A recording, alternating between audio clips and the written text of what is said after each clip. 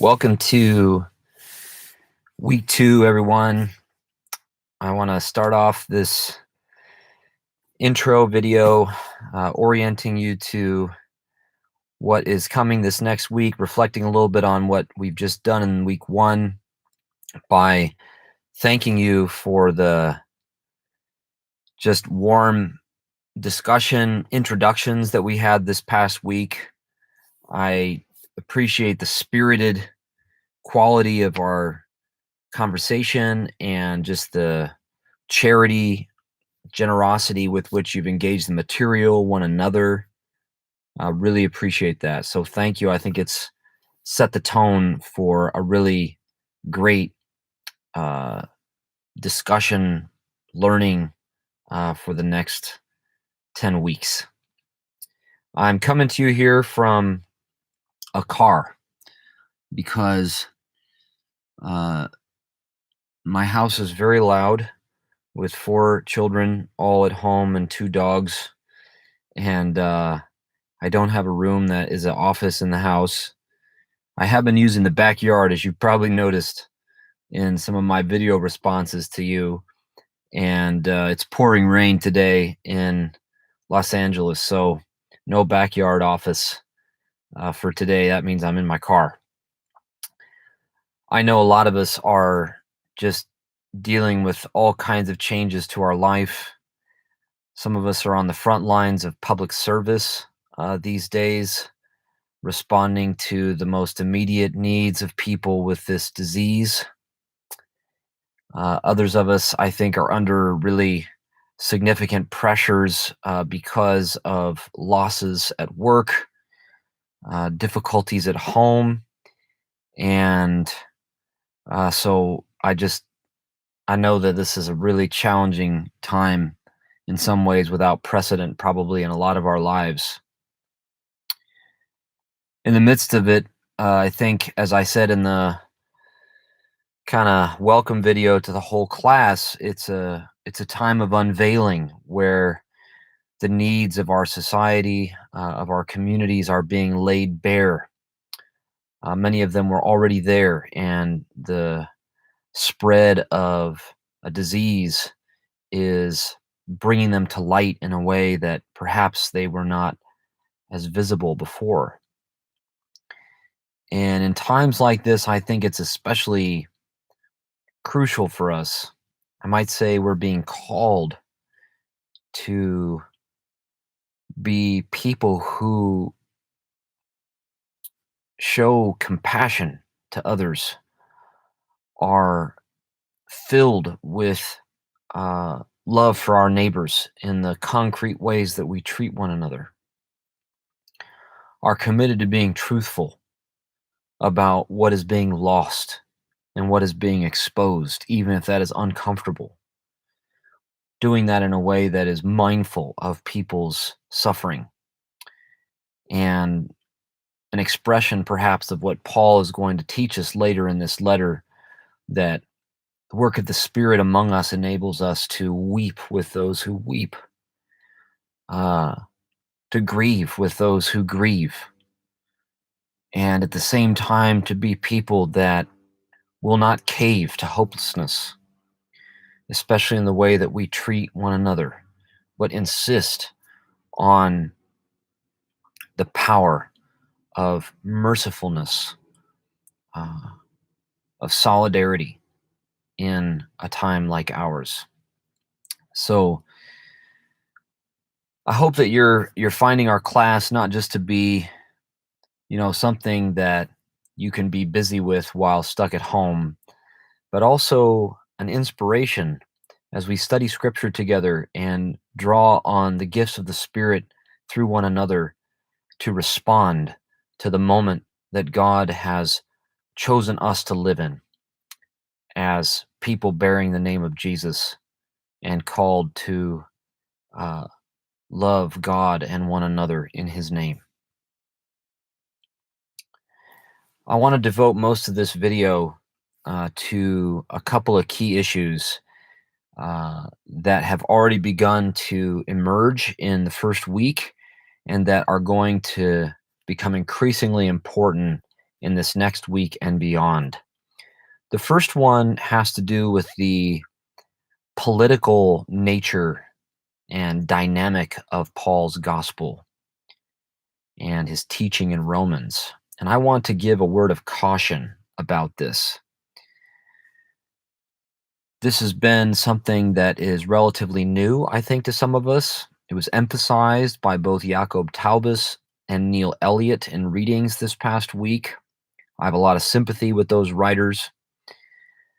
And in some ways, the political kind of quality of Paul's gospel should be no surprise to us, even though it has become unfamiliar in the interpretation of Paul's language, because Paul is a Jew from a whole history of God's calling out his ancestors from forms of imperial life, whether it was the Chaldeans, whether it was oppression by the Egyptians.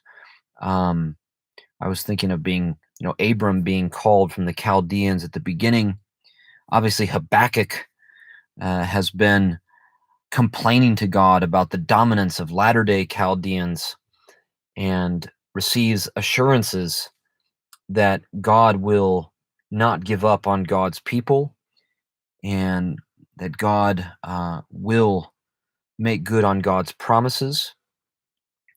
We could add to this story that Jesus was executed by the Gentile imperial authority of the day, and Paul has been imprisoned as someone proclaiming this Jesus as Lord because Jesus managed to become a rebel king in the eyes of Rome. That's how he was executed.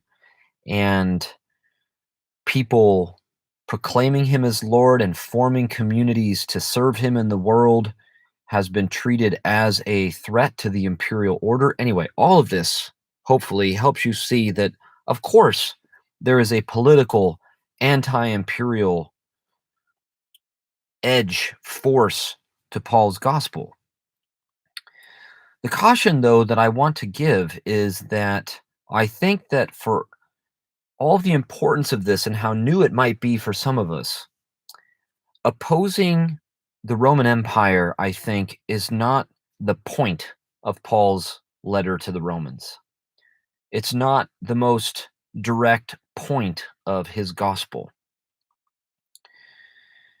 Instead, the focus of Paul's teaching in Romans is on forming communities of people in Rome and beyond to treat one another in a certain way, to carry out their lives in relationship to one another and their neighbors with a certain quality that embodies the coming of God's kingdom, the power of the Spirit of resurrection. Of course, this offers resistance to the Roman Empire. That should not be minimized, but it offers resistance to the forces that animate not only the Roman Empire, but all of the Gentile empires that have preceded it, and analogous forms of imperial dominance since. And we need to keep in mind the sort of broader scope of those forces if we're to make sense of what Paul is teaching and how it is that resisting even the empire of Rome is not a matter of just rhetoric verbally, although it might include that. It's a matter of embodying a certain way of living together. That is how God's justice is manifest in the world. Body of people living in certain ways with each other. That is maybe especially important in our time where I feel like justice can sometimes be cheapened by being a matter of easy talk on social media rather than embodying something of substance with one another. And as we see in Romans, the forces that Paul's gospel addresses in the world,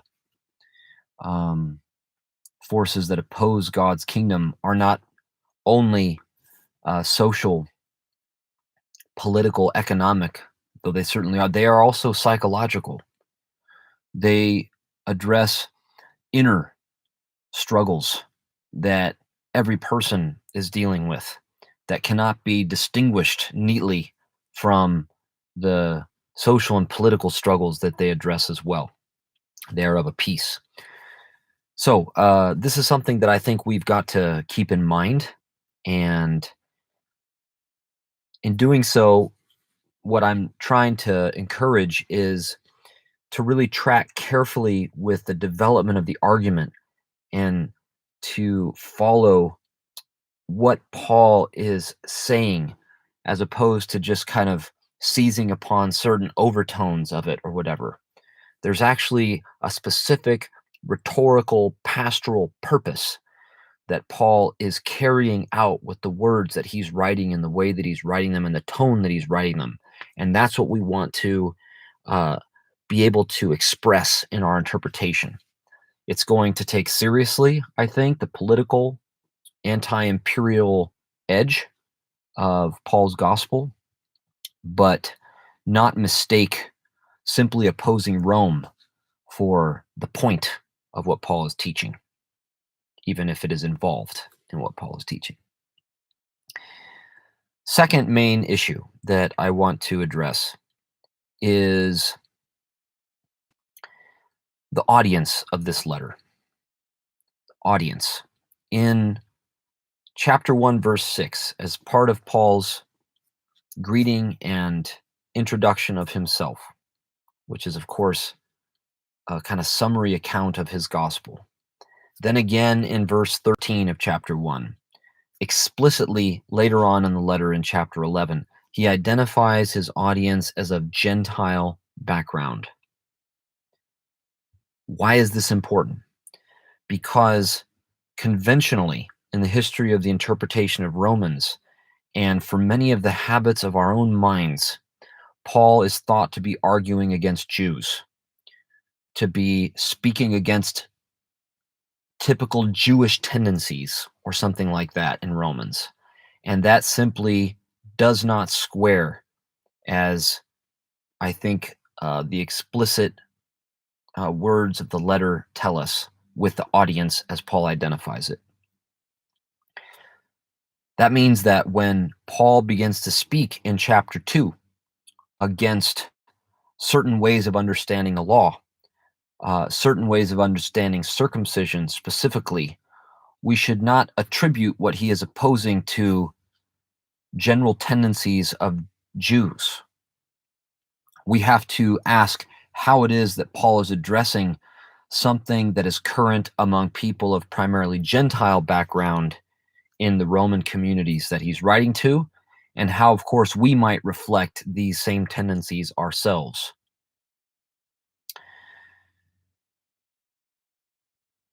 This segues into an article, the subject matter of an article that I really want to call your attention to and urge you to read carefully this week. The title of the article is "The Politics of Interpretation, the Rhetoric of Race and Ethnicity in Paul." It's co-authored by Denise Kimber Buell and Caroline Johnson Hodge. And it's not necessarily an easy article to read, but it is really worth digesting carefully. First of all, it clarifies what I have just said, that to box what Paul is opposing as Jews or Jewishness is an enormous mistake. There are all kinds of ways in which what Paul is teaching is Jewish stuff. He's teaching people to follow the Jew Jesus. He's teaching them to fulfill the Jewish law of loving God and loving one another. He is teaching them how to serve the God of the Jews. The list goes on. There's all kinds of Judaizing, we might even say, that is happening as a part of how Paul is forming his audience. That's not to say that Paul has no issue with Jewish authorities in his day, or even people under certain Jewish influences in the communities in Rome. But it is to say that we can't sort of use this binary of Paul is teaching against Jews in order for people to be Christian instead, as a way of making sense of his argument. If that binary is governing our interpretation, I think it will be wrong. Now, part of the reason this is so important is that the tendency to interpret Paul and much of the rest of the Bible as sort of the corrective to what was wrong with the Jews is one of the main tenets historically of white supremacy, whether explicitly or implicitly. The dominant form of Christianity that has characterized the Western world and been the engine of colonialism by white people has traded systematically in the Jew as the foil, the Jew as the demonized other on the back of whom the Christian gospel is built. And it is time, long since time, for us to confront that systemic problem that is both intellectual and cultural. It's also political. So we've got to be careful about interpreting Paul's gospel, Paul's teaching in Romans, so that we are not simply building our interpretation of what he is teaching on the backs of Jews and misrepresenting Jews, by the way, in the process historically, who do not often fit the assumptions that people have made about them based on what they've drawn from Romans or other sources.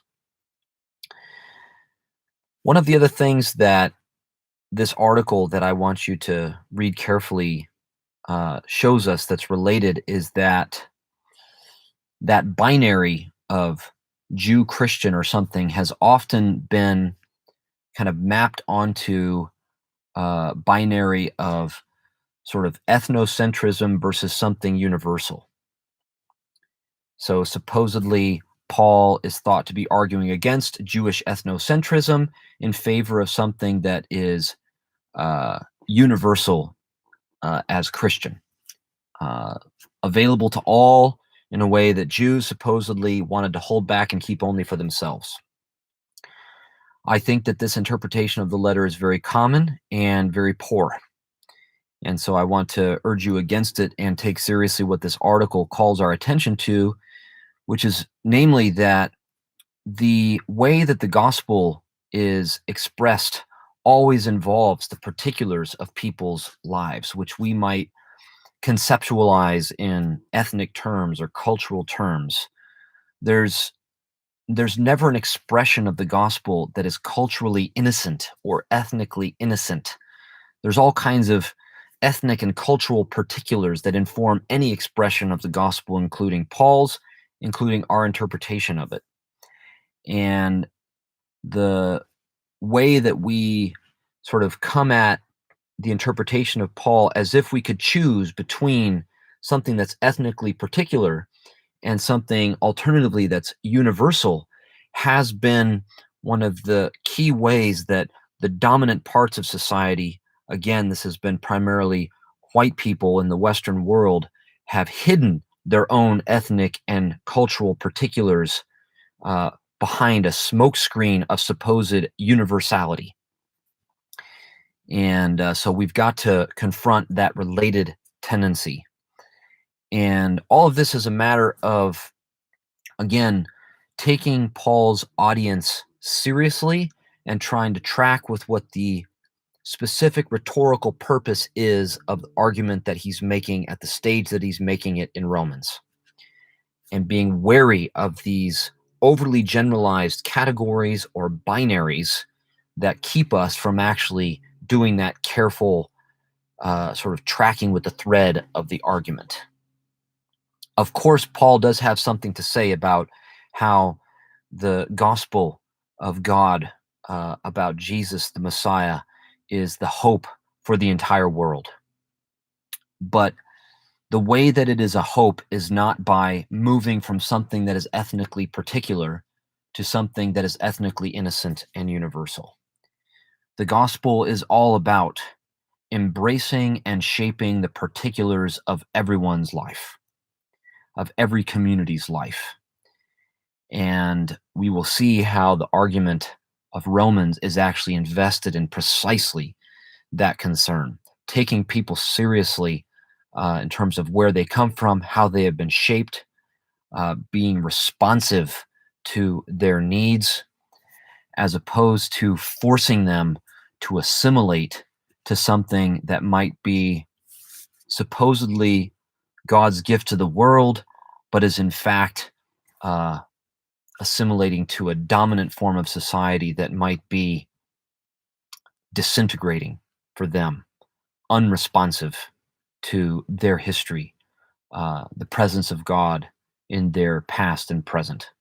So as we get towards the end of the letter, the way Paul teaches the dynamics of hospitality that the spirit of God's kingdom cultivates is about not being fixated on a certain code of what it takes to belong, or what it is that God calls us to do, or how God calls us to share food, possessions, but instead is invested in that long-term sensitivity to who people are, to what their needs are, and being responsive to those.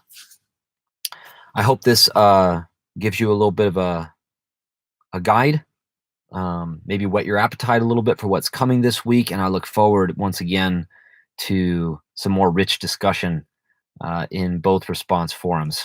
Hope you all have a great week and look forward to the conversation.